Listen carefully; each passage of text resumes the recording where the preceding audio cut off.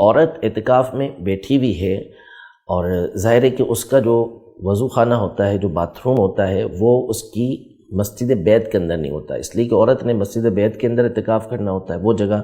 جو اس نے نماز کے لیے مقرر کی بھی ہوتی ہے، اس میں اس نے اعتکاف کرنا ہوتا ہے، اور اس کے لیے جو باتھ روم ہوتا ہے جہاں اس نے اپنے حاجت کو پورا کرنا ہے، وہ مسجد کی حد سے باہر ہوتا ہے،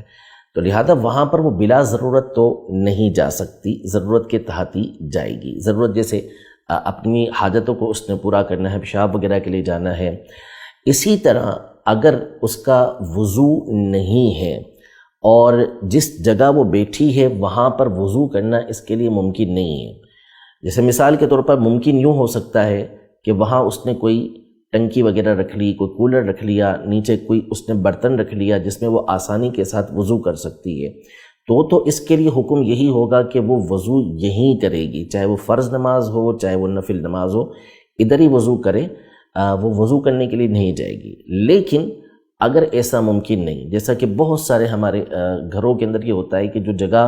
اسلامی بہنیں مقرر کرتی ہیں وہ اتنی بڑی نہیں ہوتی عام طور پر کہ اس میں ٹنکی وغیرہ رکھی جا سکے، یا ہر ایک کو یہ سہولت میسر نہیں ہوتی۔ جب سہولت وہاں میسر نہیں تو پھر اس صورت میں فرض کی ادائیگی کے لیے بھی، نفل کی ادائیگی کے لیے بھی قرآن مجید فرقان حمید کی تلاوت کرنی ہے، جس کے لیے قرآن کو چھونا پڑے گا، تو اس کی ادائیگی کے لیے بھی وہ وضو کرنے کے لیے جا سکتی ہے، اس کی اسے